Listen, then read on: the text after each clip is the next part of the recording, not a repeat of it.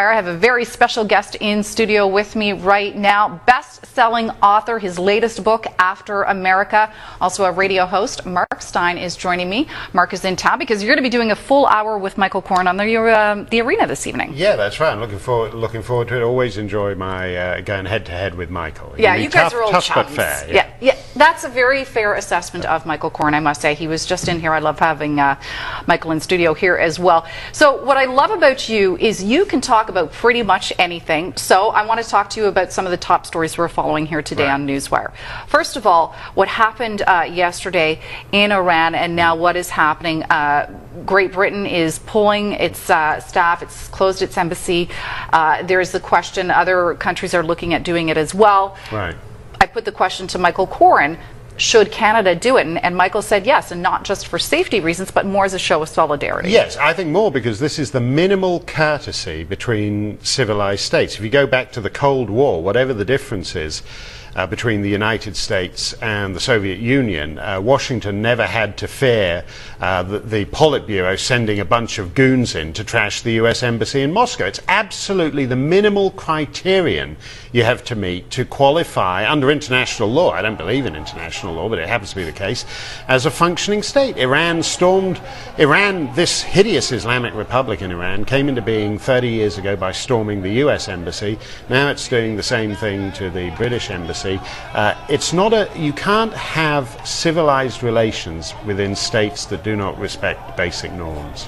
And the notion that these are militant students, are you buying that any more than I'm buying it? I'm not buying it any more than anyone bought it back in 1979 when they were acting at the direction of the regime. They're acting at the direction of the regime now. It's like, and it's pathetic in a way that it's taken them 3 decades to come full circle.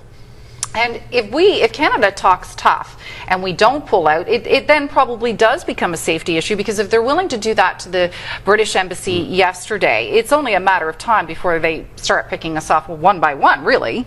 Yeah, I mean, they have a particular animus against the United Kingdom and against the English-speaking world. I mean, they have paranoid fantasies that the Queen is somehow behind anti-regime agitating in the streets. It goes back a long way in the Persian psyche. But what this is doing in more direct terms is it's saying that if you take even modest sanctions, if you object even modestly to the Iranian nuclear program, we're going to break into your embassy, we're going to threaten your staff, we're going to trash your building, and Canada shouldn't be playing that game. Yeah, as you said, minimum just to say this is not the way we behave in a civilized world. No. We need to pull our people out. Okay, let's move on to another top story that we're following today. We're going to go live to a press conference at the bottom of the hour. 6 senators stateside want to present a bill. They want to essentially force President Barack Obama's hand into making a decision now on the Keystone Pipeline project, because essentially what they did with the State Department delaying the decision, very convenient for President Obama. He doesn't have to handle this hot button issue now until after the 2012 presidential election. This bill, if passed, which the chances of that happening, but if passed, it would force his hand. Yeah. And at the very least, it gives the GOP a rallying point to say, look at what he's doing. His energy policies are detrimental to job creation in this country. Yeah, I mean, this is a guy who believes in poser environmentalism. He tosses $500 million at Solyndra, to a company that made so-called solar panels that went bankrupt. He wants everybody to buy the Chevy Volt, an electric car that nobody wants. This is real. These are real environmental jobs.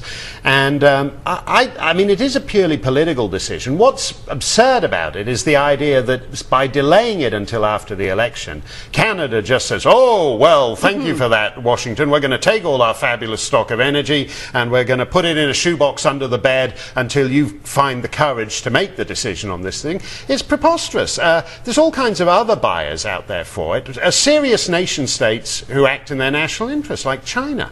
And at a certain level, this exemplifies, I think, what is so disastrous about the United States is that it prioritizes this kind of absurd attitudinal environmentalism over hard-headed calculation of its national interests. And that's what this decision is about. You know what's also very interesting about this decision is what's also going on with another pipeline in Canada, the Northern Gateway pipeline, which would help us sell our oil to the Chinese. It's like, okay, fine, you don't want it, we'll sell it to China.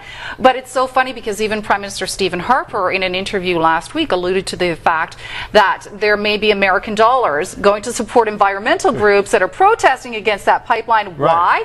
Because they don't want to lose the monopoly on our oil exports. I know, and again, it's this. I think it's this delusional thing that you can somehow afford the correct attitudes on environmentalism, and that's not what it's about. It's about hard-headed calculation of your. There is a limited supply. For example, just to go back to Iran, why is it that the Chinese will not support serious action against Iran at the UN? Because they understand that Iran has got a big bunch of oil that they'd like access to. Real countries make real decisions. This idea that a great nation like the United States can somehow be the Sierra Club writ large is completely absurd.